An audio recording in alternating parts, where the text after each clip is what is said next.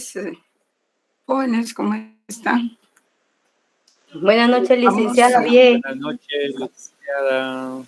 Aquí tenemos vamos a continuar con nuestra presentación de ayer, que habla sobre las condiciones de validez, ¿verdad? Que ya vamos finalizando el punto y cerramos con que pues parte de las condiciones de validez lo tienen en pantalla, ¿verdad? Licenciada, ¿se ve bien? Vale, muy bien. Sí, licenciada. Gracias. Vamos Sí, licenciada, está bien. Muy bien, gracias. Vamos concluyendo. Es que no sé qué me pasó, que se fueron copiando varias diapositivas, pero aquí las vamos eliminando. Vamos a ver que los últimos requisitos para la validez de las normas jurídicas, pues las tenemos en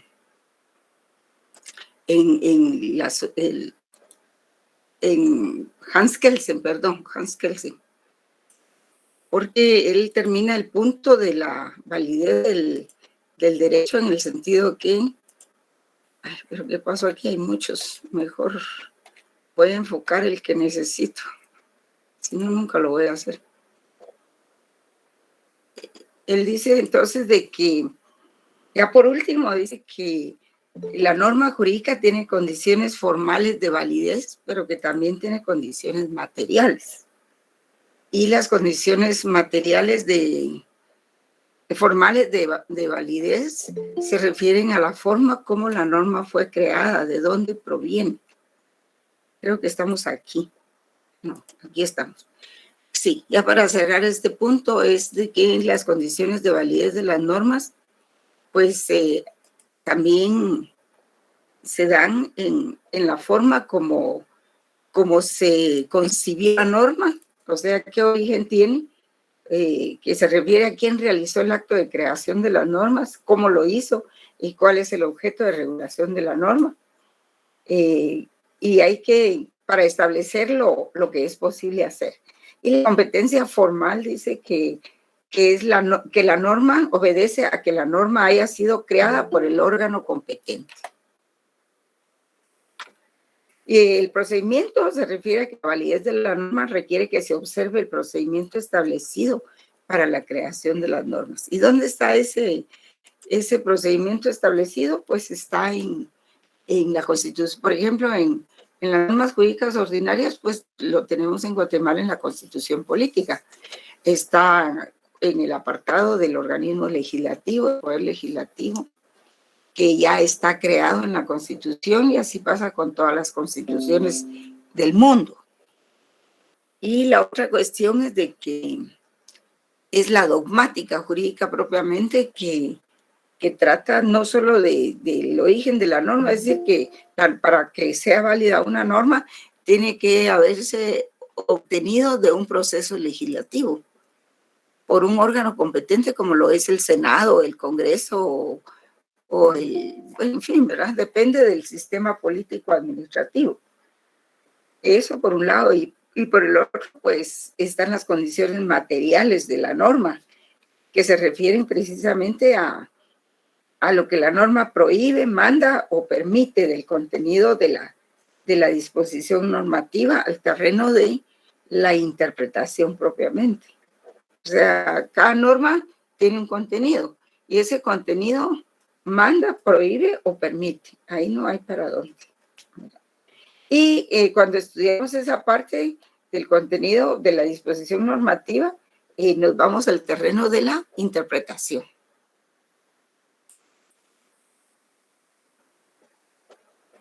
Bien. Y pues esas serían las condiciones materiales de la norma. Tenemos las condiciones formales en el sentido de que pues la norma válida tiene que provenir de un organismo competente que esté prescrito en la ley. Y luego las condiciones materiales, como dice aquí, que es lo que la norma prohíbe, manda o permite en su contenido, y esto pasa de la disposición normativa a la interpretación de la norma. Y el acto bifronte que algunos argumentan, pues es que cuando se que se entiende el acto bifronte, dos frentes, ¿verdad? Que es que cualquier norma, ya sea ordinaria, reglamentaria, tiene que tener su fundamento en las normas superiores, o sea, en las normas constitucionales. Si no tiene su fundamento correspondiente en normas constitucionales, pues esa norma no es válida. No se puede aplicar. Sería, en el relato de Hans Kelsen dice que es inválida. Yo diría que no es válida. Creo que es más apropiado. Y entonces el acto bifronte consiste en que si es contradictoria la norma superior con la norma inferior, pues hay que hacer una interpretación de ambas para saber si realmente esa norma se puede aplicar o no. Y a eso se le llama acto bifronte. Y si se determina que la norma inferior no respeta o no está dentro del contexto de la otra norma, pues se dice que la norma no es válida por vicio sustantivo o de contenido, o eventualmente puede ser de procedimiento, pero no sería de procedimiento porque eso ya se trataría de una norma adjetiva. El asunto es de que esté en contradicción o no la contemple la norma superior constitucional. Y entonces, cuando la Corte de Constitucionalidad se pronuncia, o los tribunales superiores, pues declaran que es inconstitucional, que no es válida y tiene vicio sustantivo porque no corresponde a una disposición sustantiva del derecho, del corpus juris, ¿verdad? De nuestro ordenamiento jurídico. Y esa es la razón de que Hans Kelsen haya elaborado precisamente la pirámide de las normas jurídicas que todos conocemos, que ha sido un método de estudio muy importante, que ha ayudado y ha formado generaciones bajo esa didáctica. Y luego vamos a otro punto, ¿verdad? Que son las... bueno, esto ya lo vimos. Las razones que establecen diversas corrientes filosóficas para obedecer el derecho. Se dice, pues, que la obediencia al derecho ha sido objeto de estudio por un extenso grupo de filósofos del derecho, y vaya que sí hay muchos filósofos que intervienen en este tema.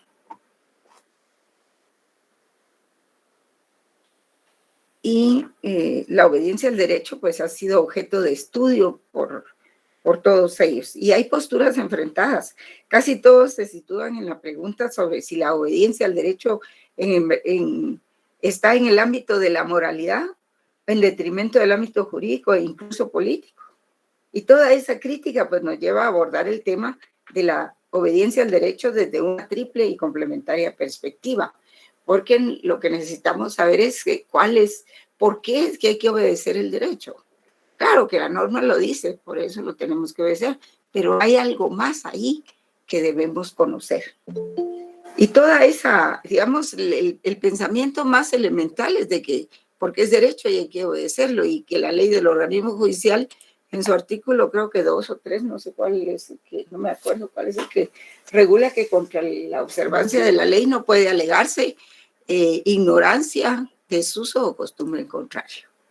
Entonces eso es como que existiera otra ley que no se podía regular, porque cada norma contiene su obligación de cumplimiento, de observancia, según el ámbito que regule.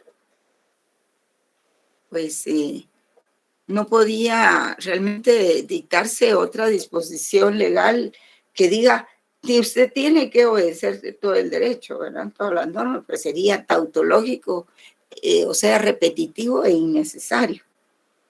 Y por eso es que es la redacción de la ley del organismo judicial en ese sentido, ¿verdad? Contra la observancia de la ley no puede alegarse ignorancia, desuso o costumbre en contrario. En lugar de decir todas las normas son de obligatorio cumplimiento, porque no es lo correcto. Entonces lo dice en ese sentido la ley del organismo judicial. O sea, que usted no sabe leer, esa no es razón para que no observe las normas del derecho. Que usted no tiene unas costumbres diferentes, que su familia y su cultura no le permite hacer esto o lo otro que dice la norma, tampoco se lo permite, ¿verdad?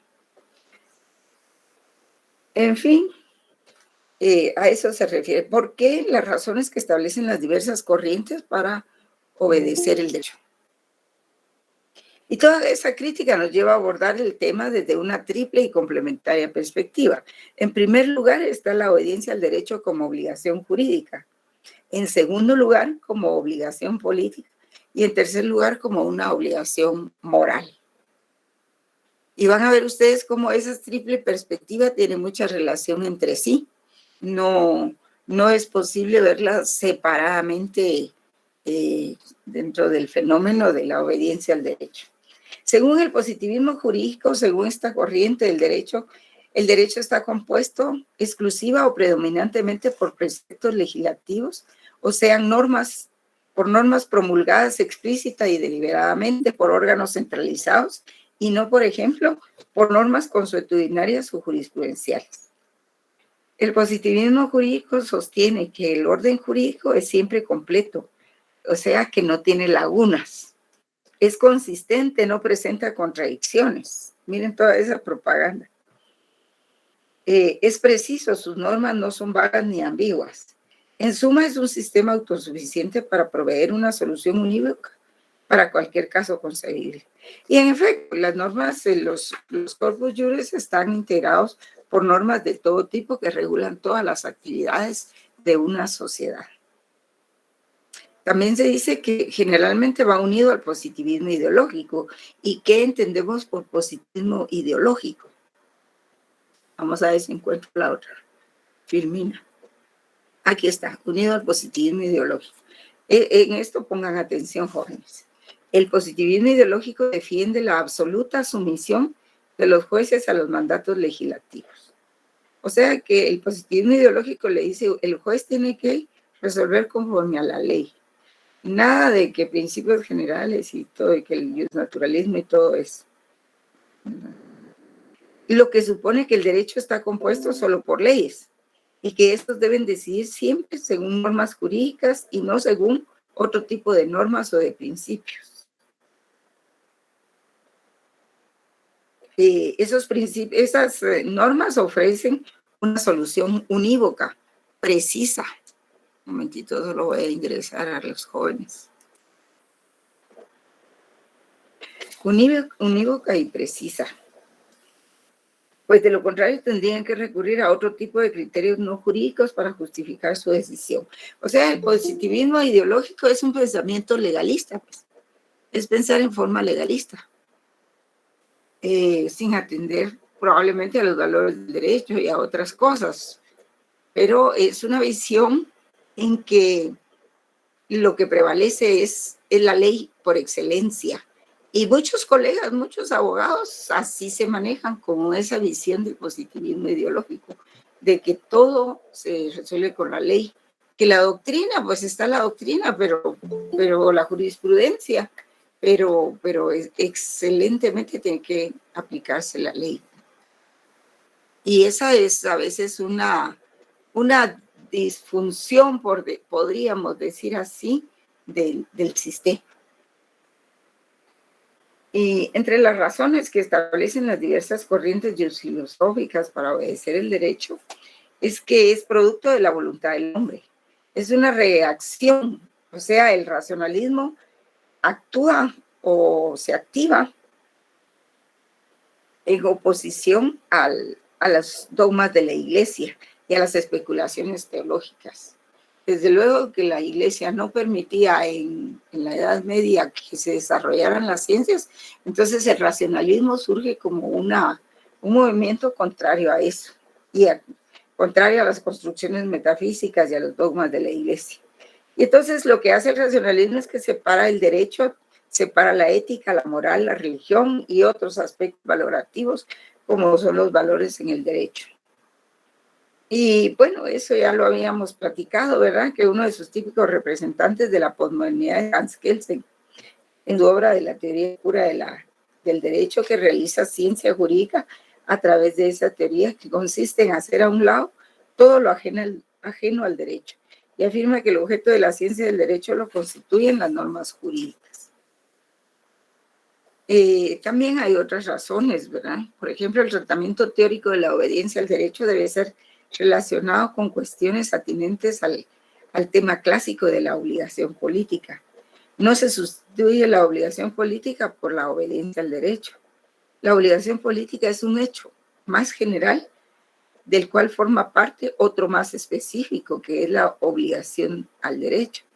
Esas razones pueden conducirnos a hacer preguntas que residen en lo moral, ¿verdad? Digamos, en la moral social, lo que demuestra que existen esos tres tipos de obligación, como ya se los había mencionado, ¿verdad? Obligación jurídica, política y moral, que están íntimamente relacionados, y por ello es que hay que darles un tratamiento filosófico integral, siendo además las que aparecen a lo largo de la amplia historia de la filosofía política. Sí, para alguien que esté interesado en temas filosóficos, pues hay textos muy bonitos, muy interesantes sobre lo que es la filosofía política. También está relacionado con la búsqueda del fundamento último del poder político, como criterio de legitimidad y legitimación del poder. Y esto lo afirma Norberto Bobbio, porque dice que la obligación política es un tema recurrente y que se considera como la búsqueda del fundamento último del poder. Y él hace algunas preguntas, como por ejemplo dice, ¿a quién debo obedecer y por qué? Y esto trata de la naturaleza y función de la obligación política.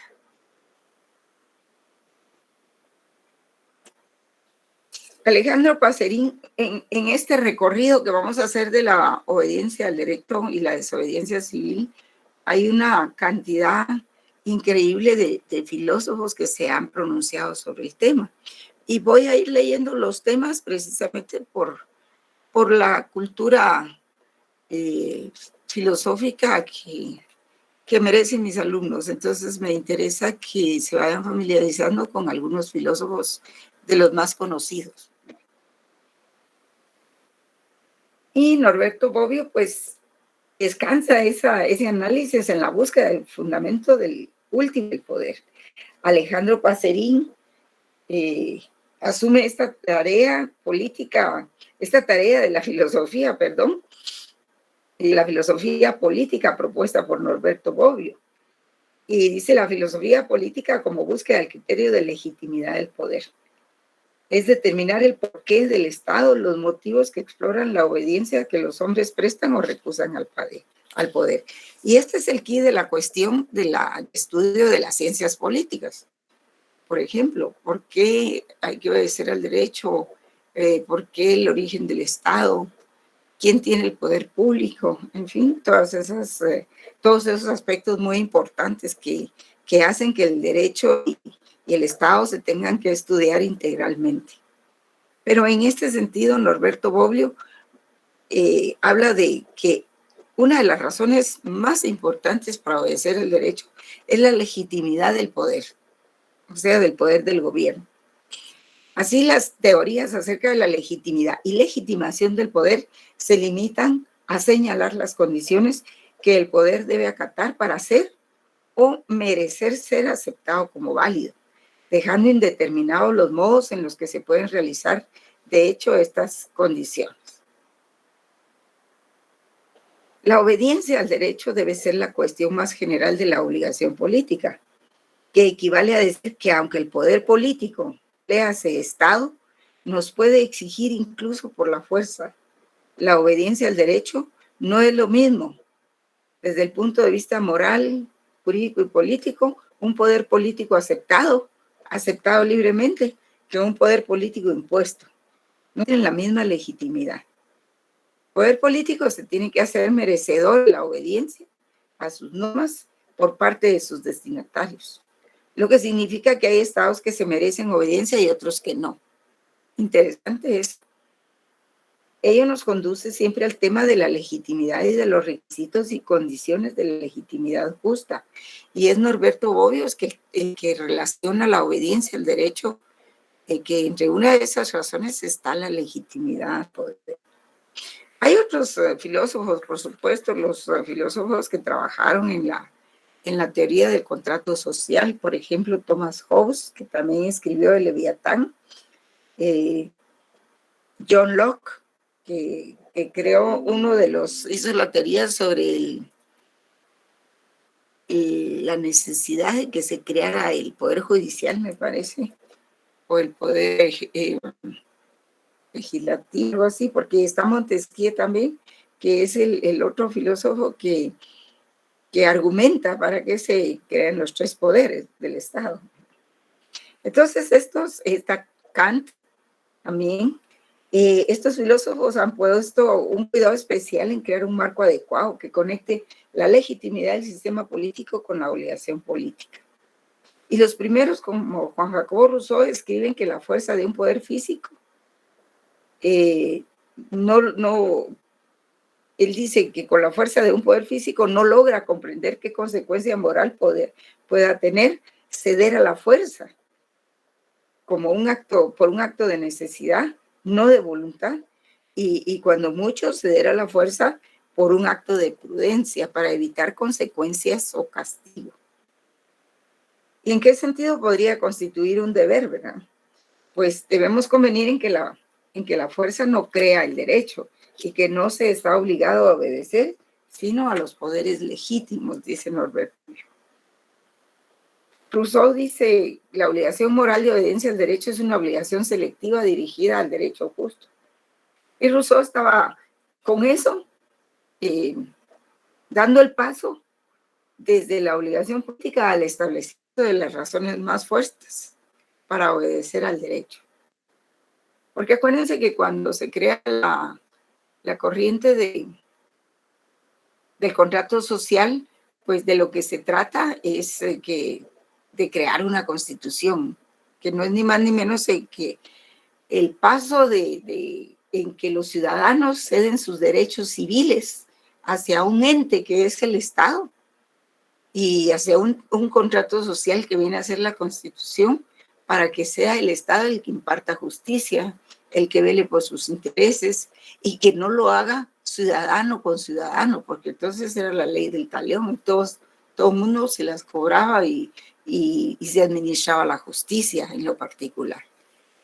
Y por eso es de que también interviene Juan Jacobo Rousseau en estas razones para obedecer al derecho, porque no lo puede desligar de eso.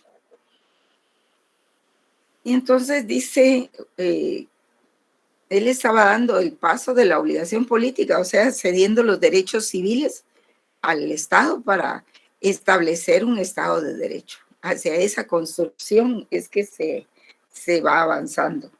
A la consideración que el Estado como autoridad es un poder autorizado y puede exigir la obediencia para la consecución de un orden definido como justo y como tal, y solo como tal, susceptible de obligar a aquellos a quienes dirige sus mandatos. Y esto lo dice Passerin de Entrevés, que es un filósofo francés en 1970, es bastante cerca. La obligación moral de obediencia al derecho es una obligación selectiva que está dirigida exclusivamente al derecho justo, es decir, a la norma jurídica justa. Las injustas o medianamente justas pueden ser objeto de obligación jurídica o de obligación política, pero no de obligación moral. Y de la misma forma, son las razones morales para desobedecer el derecho. O sea, vean que la obediencia es obediencia al derecho, pues es una misma moneda con doble cara, ¿verdad?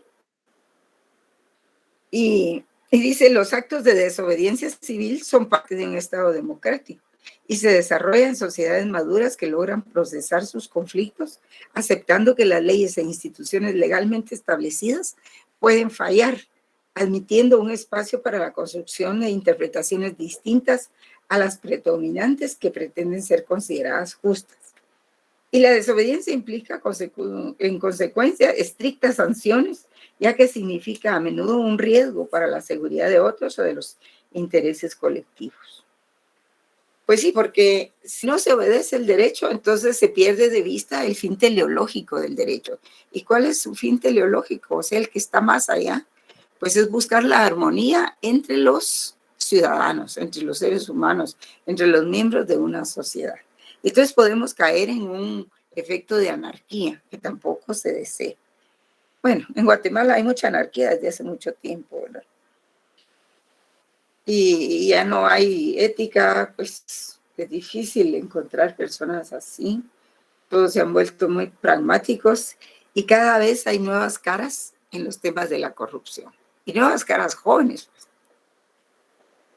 Y la división entre los guatemaltecos, ¿verdad? Somos muy divididos, que no queremos que alguien sobresalga porque luego empezamos a tratar de bajarlo del altar, ¿verdad?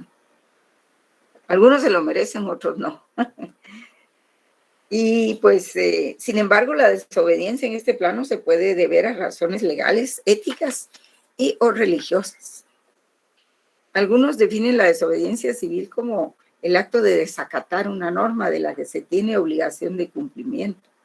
La norma que debe obedecerse es por lo general una norma jurídica o en todo caso cualquier norma que el grupo en el poder considera investida de autoridad en el sentido de que su transgresión acarreará inevitablemente un castigo. Y se puede clasificar esta actitud como activa o pasiva. La opinión generalizada es que todo acto contrario a la ley es siempre un acto ilegal que merece tanto el castigo positivamente definido como la condena social. Admite otro análisis desde la perspectiva de la desobediencia civil. Entonces, la desobediencia catalogada así, la desobediencia civil, pues hace referencia a los deberes generales que todos como ciudadanos debemos de reconocer, legitimando así el orden legal vigente, teniendo en cuenta que esto puede traer cambios en el orden social o político que afectarían la libertad de los ciudadanos. La desobediencia civil corresponde a diversos ámbitos, entre ellos a la ética. Diferir, disentir, protestar, no acatar órdenes inapropiadas o con las que no se está de acuerdo es el derecho y privilegio de todo ser humano. En un mundo como el nuestro, la desobediencia civil es casi necesaria, es hasta necesaria. Javier Sádava, otro autor, escribe: si la sociedad no es democrática, no hay problema, porque no hay nada a lo que se deba obedecer, o habría que desobedecer a casi todo. Una parte se niega a obedecer y lo hace pacíficamente. Negarse, por ejemplo, a pagar impuestos. ¿Quién no se siente ofendido porque le aumentaron, por ejemplo, el IUSI en su propiedad? Y que vienen las municipalidades y los alcaldes desalmados van a poner tasas elevadas sin tomar en cuenta el entorno social, el contexto económico histórico, y que hasta en plena pandemia han empezado a hacer avalúos, pero realmente ofensivos, sin tomar en cuenta que hay personas que perdieron su empleo, que fueron afectadas por el coronavirus, que murió su familia, que perdió su trabajo, en fin, tantas cosas. Pero así pasa también con el IVA, con el impuesto sobre la renta y otros impuestos. Entonces el ciudadano se siente pues compelido, ofendido para no cumplir con los impuestos, especialmente porque se sabe que se están robando los impuestos y que no hay inversión en los países, y que nos tienen en la pobreza, en un rezago increíble. No hay carreteras asfaltadas, problemas de salud tremendos. Es el guatemalteco mediano, ¿verdad? De la capa media está desapareciendo, por decirlo así, se está empobreciendo, se está corriendo hacia otro estrato que es la pobreza y en algunos otros casos la extrema pobreza. Y eso es tremendo porque para que haya igualdad en una sociedad y que seamos iguales y podamos invocar la igualdad ante la ley, se necesita que haya una capa amplia de, de, de capas medias, pues de clases medias, porque la clase media no existe propiamente. Son capas medias económicamente consideradas y socialmente también. Se necesita que se amplíe esa parte de la sociedad. En Estados Unidos pues, hay mucha capa media y los gobiernos democráticos luchan porque esa capa media no solo se mantenga, sino que se incremente, porque la capa media es la que paga los impuestos, es la que está bajo el control realmente de las autoridades tributarias y contraloras. Y es la capa media la que sostiene al Estado, porque las élites no pagan impuestos o los pagan eventualmente, escapan a ese control. Y también las personas que viven en extrema pobreza tampoco pagan impuestos. Entonces, para gozar de verdadera igualdad es necesario que un Estado se interese por mantener esas condiciones de la sociedad. Solo así se logra, pues, que se mantenga en un Estado más o menos igualitario, con pocas diferencias. Pero en nuestro Estado, que los guatemaltecos, buena parte, mal vestidos, enfermos, mal alimentados, no tienen para arreglarse, para cosméticos, para cuestiones más o menos de lujo que realmente son necesarias para un buen mantenimiento de su apariencia física y todo eso. Y empobrecidos sin trabajo y todo eso, condenados a que no podemos comprar una casa con un salario mínimo tan escuálido como el que se da aquí, y que además no solo son unos salarios mínimos de hambre, sino que encima hay que trabajar 12 horas, pues. Por ejemplo, la gente que trabaja en servicios, las chicas que atienden en los salones de belleza, ¿verdad?, que se quejan de que no les pagan el bono 14, que las patronas no les pagan su aguinaldo, si se lo pagan es una cuarta parte de lo que les corresponde, que si llegan a las metas, por ejemplo, no les reconocen las comisiones que les habían ofrecido. El trabajo de carpintería, de albañilería y los taxis, en fin, todo eso constituye una ¿cómo le llaman a eso? Una economía así en cascada, que afecta pues a los que menos ganan, digamos a los meseros, a los pilotos y a tanta gente. Y todo porque nunca en Guatemala se ha pensado en mejorar a la capa media. No, ¿para qué? Porque de ahí salen los que protestan, de ahí salen los que organizan movimientos de la capa media precisamente. Es la gente que llega a obtener cierto conocimiento. Entonces, la desobediencia civil puede definirse como cualquier acto o proceso de oposición pública a una ley o una política adoptada por un gobierno establecido cuando el autor tiene conciencia de que sus actos son ilegales o de discutible legalidad y es llevada a cabo y mantenida por conseguir unos fines sociales concretos. Tenemos tiempo, ¿verdad, jóvenes? Sí, tenemos tiempo. Adam Bedau es un filósofo francés y él proporciona una definición muy bonita y dice, sostiene que dicho autor, intentando aclarar pues de que la desobediencia civil es realmente con independencia de su justificación ética o política, sostiene que alguien comete un acto de desobediencia civil sí y solo si sus actos son ilegales, públicos, no violentos, conscientes, realizados por la intención de frustrar leyes o al menos frustrar una ley que le afecte, programas o decisiones de gobiernos. Y en ese sentido, por ejemplo, esa ley que acaba de salir, de la ley de la vida, pues fue aprobada por unos cuantos diputados, que al final parece ser una cortina de humo, pues, porque como venía la, ¿cómo se llama?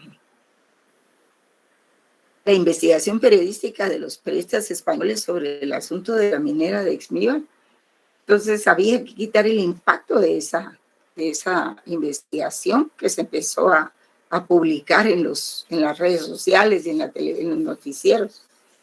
Y surge la aprobación de esta ley, sabiendo a sabiendas que eso iba a causar un gran impacto, especialmente en las mujeres, por el agravamiento de las penas del aborto.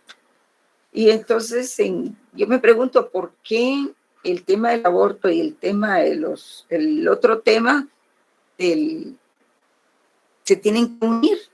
¿Por qué no se trata el tema del aborto por separado? Porque eso afecta solo a las mujeres, no a los hombres. ¿Por qué no se separan ambos temas? ¿Por qué se unen? Claro que esa ha sido una estrategia de Naciones Unidas para darle cabida precisamente a todos estos temas de género. Por ahí se coló ese tema, pues, en la discriminación a las mujeres. Y entonces se ha venido manejando así, por eso se presenta así. Entonces surge esta noticia, entonces eso disminuye el impacto de la investigación periodística de Exmíbal. Entonces viene el presidente y dice, bueno, es que la aprueben y eso implicaría pues que después yo la voy a vetar y no hay problema. Mientras tanto, ya pasó lo de la investigación de la minera, ¿verdad? Entonces, esta definición que proporciona Adam Bedó dice que pues es desobediencia civil si se busca frustrar la aplicación de una ley o algún programa o alguna política pública, ¿verdad? O decisiones de los gobiernos. Y esa definición ha sido seguida por un gran número de autores. Así el filósofo moral estadounidense John Rawls, el gran filósofo John Rawls, yo les recomiendo la lectura de este filósofo. En su obra Teoría de la Justicia sostiene, siguiendo al filósofo francés Bedó, que la desobediencia civil es un acto público, no violento, consciente y político contrario a la ley, cometido con el propósito de ocasionar un cambio en la ley o en los programas de gobierno.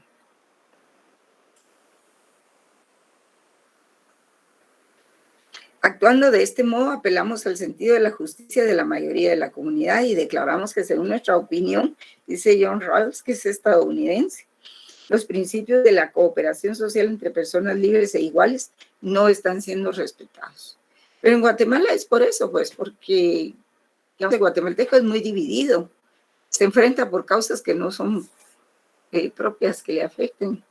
Hay gente que defiende mucho la empresa privada y las élites, sin darse cuenta que precisamente por eso es que pues tiene condiciones precarias. Entonces, así para Rawls, la desobediencia civil busca inducir a un cambio de normas jurídicas o políticas gubernamentales que se consideran ilegítimas a la luz de los principios que rigen la vida social. Es decir, esta pretende identificarse con los fundamentos constitucionales del Estado democrático.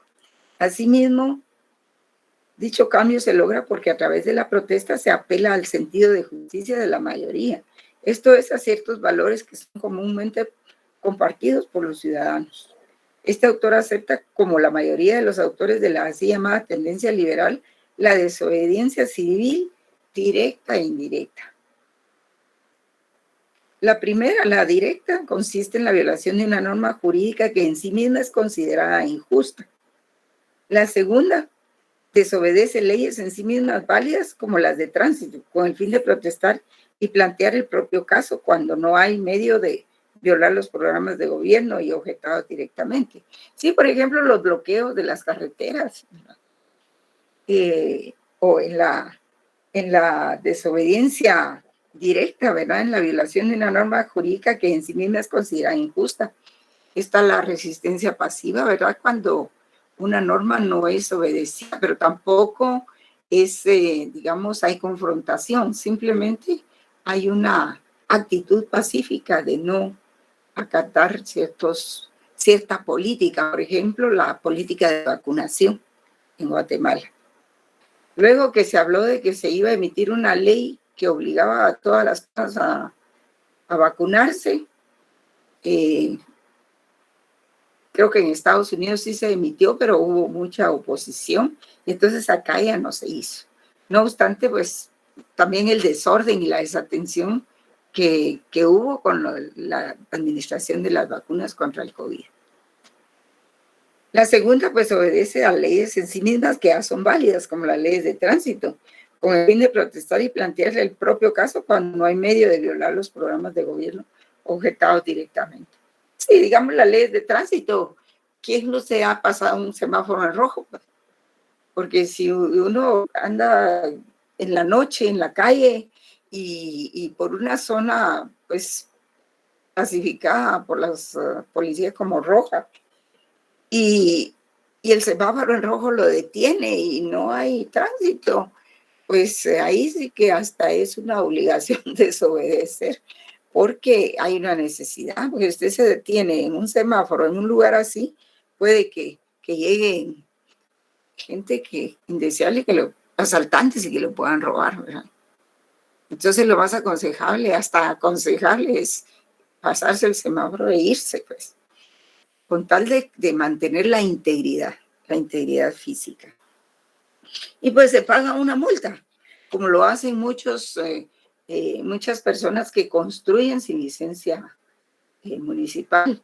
Y entonces dicen ellos, ¿cuánto es la multa? Pues si están, pues pago la multa, ¿verdad? Hay mucha gente que tiene para pagar. Y según este autor, la desobediencia civil es el eje central para la adecuada comprensión de los fundamentos morales de la democracia, porque implica la cuestión de la naturaleza y límite de la regla de las mayorías, con base en la cual se adoptan decisiones públicas obligatorias en un sistema democrático.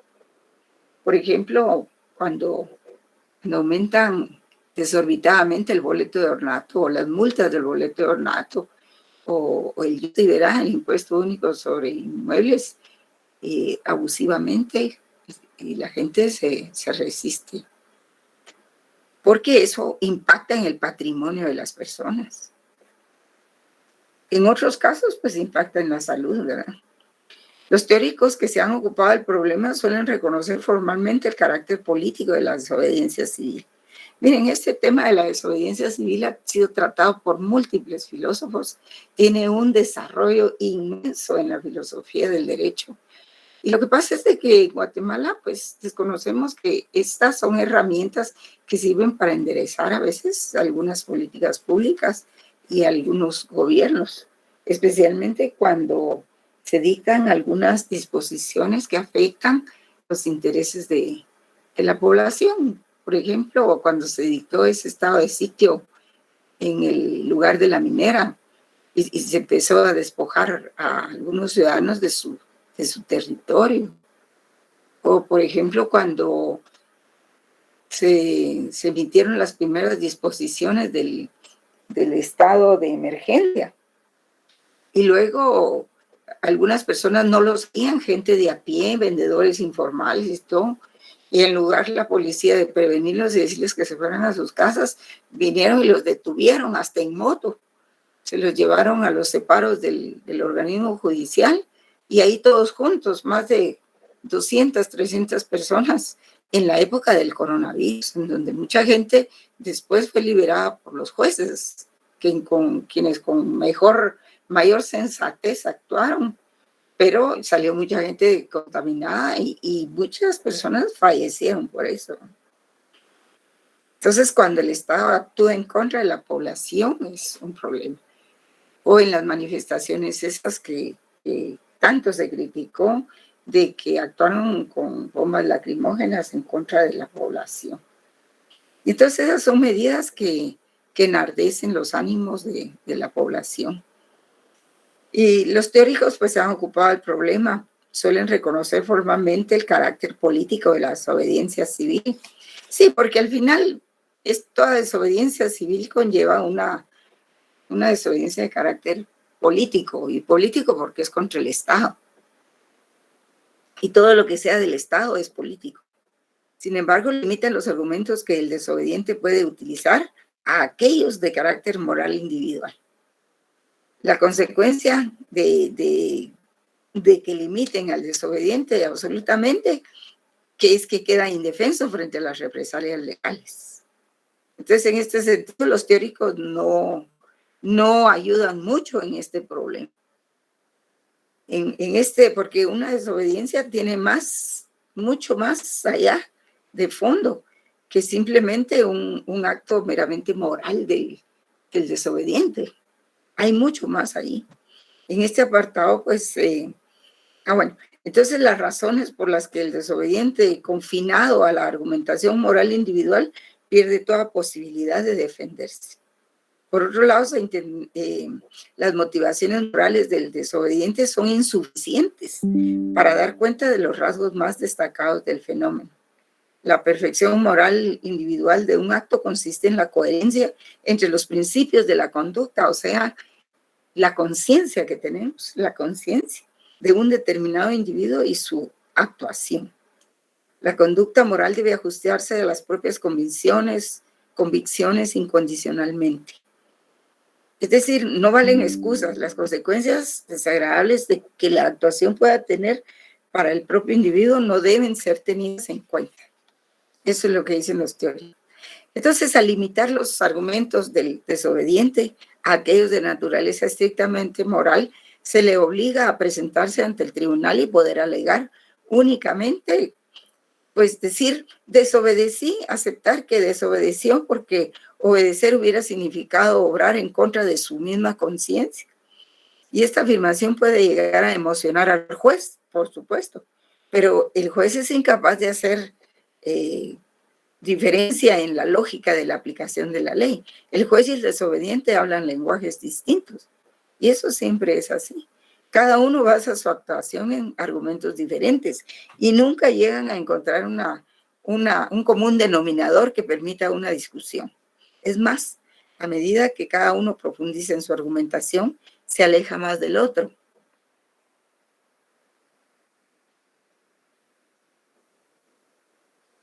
Vamos a ver. El juez irá ascendiendo por leyes cada vez más generales hasta llegar a la más general de todas y al pueblo que la aprobó. Y el desobediente iniciará una introspección cada vez más profunda para descubrir sus auténticas convicciones y su auténtica voluntad. El resultado al final será que cada uno de ellos le traerán sin cuidado las razones del otro. El desobediente puede despreciar como irrelevante el hecho de violar la ley y la ley castigar una conducta que al desobediente pueda parecer moralmente aceptada.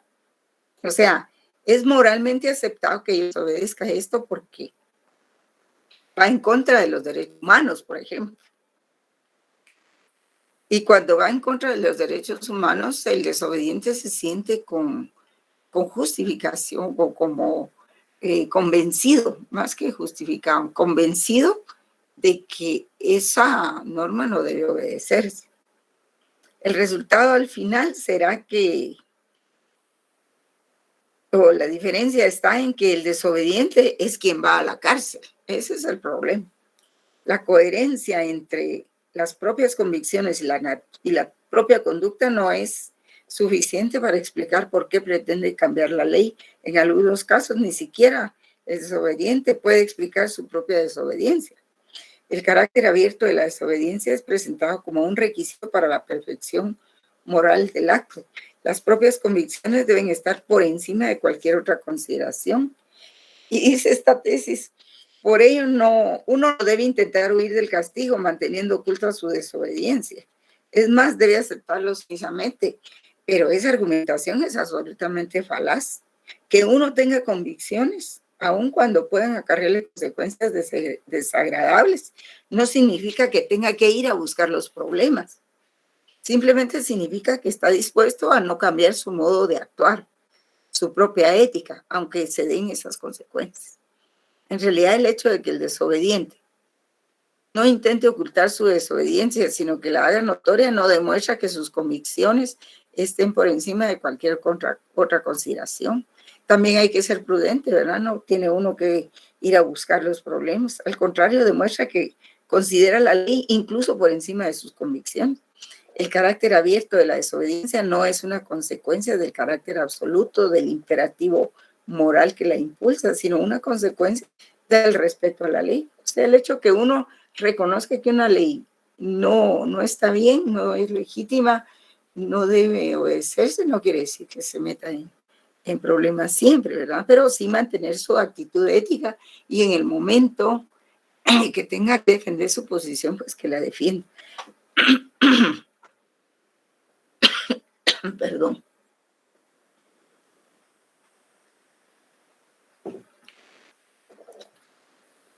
Si el desobediente desobedeciera, impulsado por una repugnancia moral individual, bastaría como objetivo la consecución de una excepción para el caso concreto.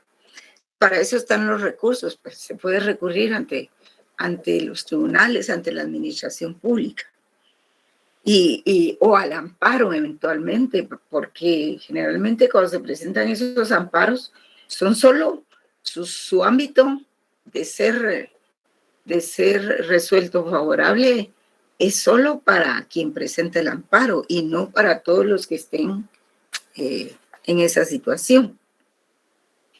Del mismo modo, la repugnancia moral individual no explica la desobediencia cuando el desobediente no se encuentra ante el dilema de desobedecer la ley u obrar en contra de su conciencia. Quienes, violando las leyes que regulan las exportaciones norteamericanas, también enviaron alimentos y medicinas a los vietnamitas. Ellos no se encontraron ante tal dilema.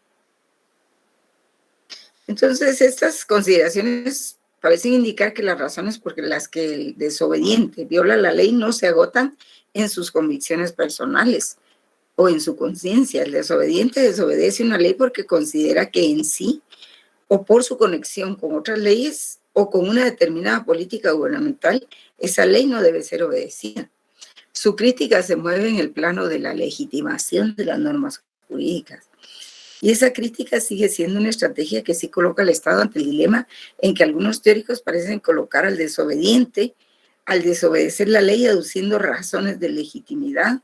El desobediente coloca al Estado ante la alternativa de reafirmarse en su política o cambiarla, porque para eso sirve la desobediencia civil, pues, para hacer recapacitar al gobierno de que lo que está haciendo no está bien y que afecta a las mayorías.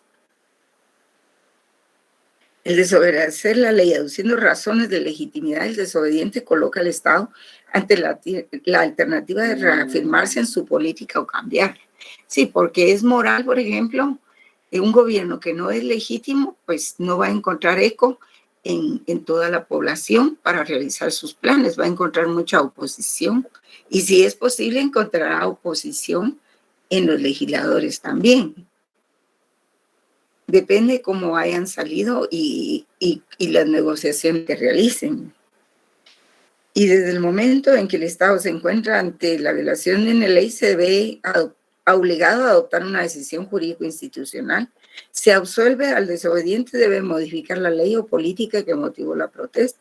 Si le condena, pues reafirma esa ley o política. Sin embargo, pues algunos teóricos piensan que la condena se agota en el campo legal y no exige otras consideraciones. Es el tema de la imposible justificación legal de la desobediencia civil que se va a tratar, que se está tratando en este ejemplo. Por ejemplo, Carl Cohen afirma de la naturaleza de un acto cualquiera de desobediencia civil se sigue que no puede dársele una justificación legal. En un sistema jurídico dado, la ley no puede justificar la violación de la ley.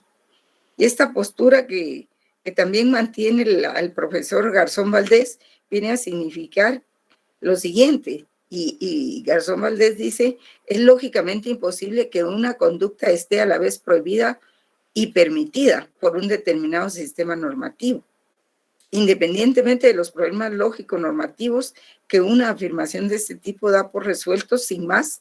Lo que resulta sorprendente y casi aterrador es la consecuencia final que esta postura tiene, que es la causa de que el desobediente tenga que ser castigado. Resulta ser la imposibilidad lógica de que una conducta esté a la vez prohibida y permitida en un sistema normativo determinado.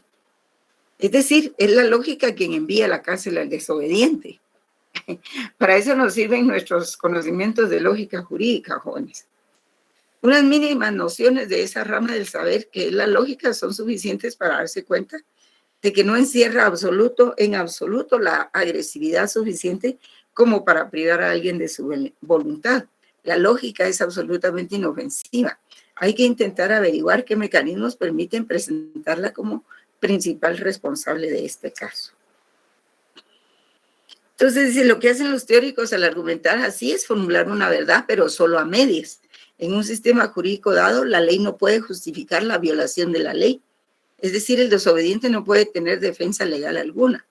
De esta verdad a medias deduce la consecuencia. Por consiguiente, desde el punto de vista legal, el desobediente debe ser castigado.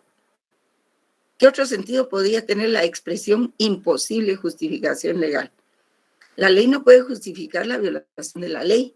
Es una verdad a medias, porque debe ser completada por otra. La ley no puede justificar la aplicación de la ley. Del mismo modo que la ley no puede encontrar en sí misma la justificación para cambiar, tiene que salir de sí misma para encontrar las razones por las que debe regir. Y eso pues es tautológico, ¿verdad? Es un hecho que si el desobediente civil no tiene una buena defensa legal, va a ser castigado. Cabalmente, el argumento de la imposible justificación legal de la desobediencia civil tiene de cierto solo eso. De hecho, extrae todo su poder de convicción. Sin embargo, los teóricos dicen simplemente el desobediente civil va a ser castigado porque no tiene defensa legal. O sea, no dicen eso, sino que dicen que desde el punto de vista legal la conducta del desobediente no tiene justificación. Y eso ya va por otras aristas, pues. ¿De dónde ha surgido el término justificación? ¿Cómo se ha dado el salto de la argumentación fáctica, o sea, de los hechos, a la argumentación moral? Pues no hay un camino definido. El hecho sigue siendo el mismo, solo que ahora se le llama de otra manera. Y al hacerlo se presenta como legítimo, pero sin ofrecer ninguna razón para ello. La ley solo se autolegitima porque rige, porque es aplicada, porque es efectiva, sin necesidad de ninguna otra razón. Y este es el verdadero alcance de la argumentación de la imposible justificación legal de la desobediencia civil. Ya nos falta, ya solo vamos a ver una última parte, ¿verdad? Por ejemplo, en general se estima que una autoridad y un sistema jurídico merecen obediencia cuando la autoridad es legítima de origen, ejerce poder legítimamente con respecto a los derechos fundamentales y a los procedimientos democráticos, y asume que los gobernados están obligados a prestar obediencia a priori en todos los casos, sino cuando la autoridad y el sistema jurídico son legítimos de origen en el ejercicio y permiten el disenso y la crítica de sus dictados, porque eso es el Estado de Derecho, jóvenes, cuando se admite el disenso, se permite el disenso. No todo el mundo tiene que estar de acuerdo con las disposiciones legales, pero si además el gobierno es legítimo, legítimamente, es decir, que representa los intereses de las mayorías, no como aquí que nos boicotearon realmente la elección porque nos dejaron pues con una opción para votar que era casi la misma. Lo mismo daba votar por uno o por otro. No había realmente una opción diferente. Pero eso es porque desde la organización de la elección, pues los políticos así la organizan a manera de encerrar a la población, de ponerla en un cajón sin salida. Y que vote o no vote, da lo mismo. Pues. Bueno. Entonces, por eso es que Norberto Bobbio hace referencia a un principio de legitimidad del poder, de imponer obligaciones. O sea, y la obediencia de los destinatarios es la imposición de un deber. La obligación política consistiría en los deberes morales del individuo viviendo en sociedad en vista de la cooperación pacífica de la sociedad.